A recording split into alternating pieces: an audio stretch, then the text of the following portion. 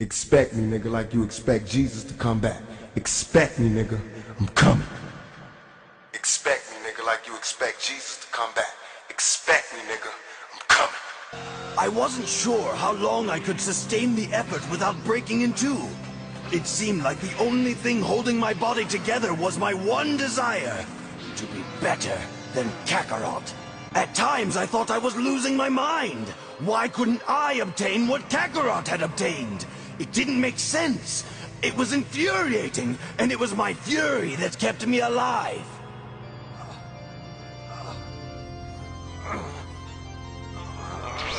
I decided to continue my training in the solitude of space, where I would be unhindered by the distractions of the Earth.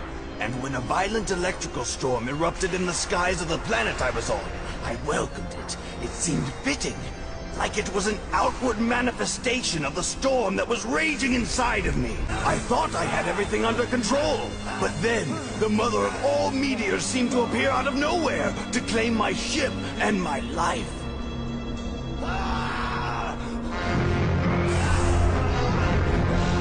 Normally, it would have been child's play to blow up that rock. But after training at 450 times normal gravity for so long, it took everything I had, and more!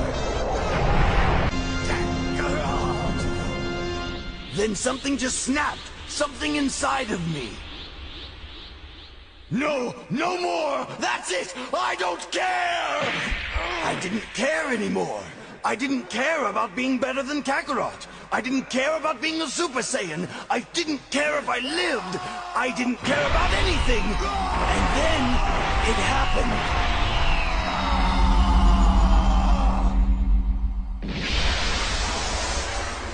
Yes, that's how it happened.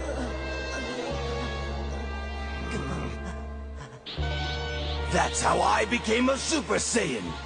The sleeper has awakened. I am the Prince of all Saiyans once again. Because it's real simple. It's not all technical like the thing. We're going to get into some of the things you need to do in a few minutes. Is to go to no self. Now, October the 16th, 2002, I went to no self. And no self is I sat on a chair one night and Bobby Hemmett disappeared. It was real lonely because I felt very insignificant. And then Bobby Hemmett disappeared and I was nothing. And that's what you got to get to. But you got to let go all the pre-existing things that got you to this particular point to get to no self. And only till you get to no self, then you become entity. You see what I'm saying? Till you become entity. And that's what's happening with the path. On the path, it can only be you. In the end, it can only be one. The Highlander. But that, they say in the end, it can only be one. It's metaphysical. It means it can only be yourself. Mm-hmm. But you have to annihilate and neutralize your prior self, which is your ego, the self that you thought you were.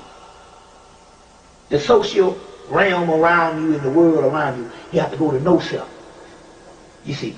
Then once you go to no self, pretty much everything else is pretty easy because your status in the society don't matter no more. Money don't matter no more. And whatever you do don't matter no more. You want to scratch your ass outside. Fuck it!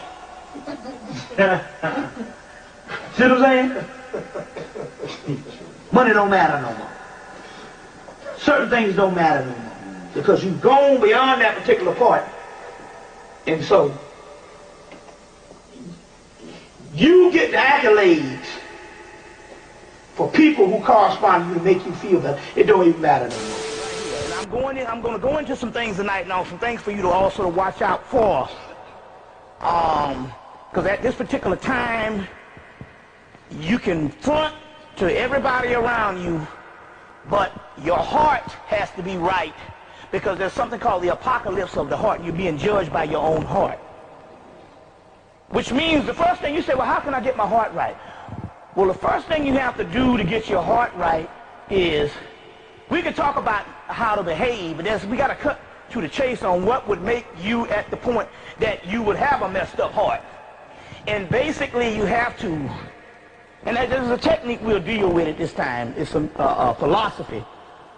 What you have to do to get your heart right is this one simple thing. You have to fall in love with self. You got to just say, look, this is who I am. This is what was handed to me on the life cycle. And just deal with it. Say, this is it, you know. I'm not going to get another self. Who I am is who I am. You know, quit comparing yourself to whether you look like other people or what other people have, and fall in love with self. There's something about you that you like about yourself. Take that and magnify it. You know what I'm saying? Ain't like everybody else. Hey, and I love and accept that. Oh, I know it sounds like a flex. Hey, but I promise that it's not that. This is love, but no Romeo and Juliet. This is love that oftentimes we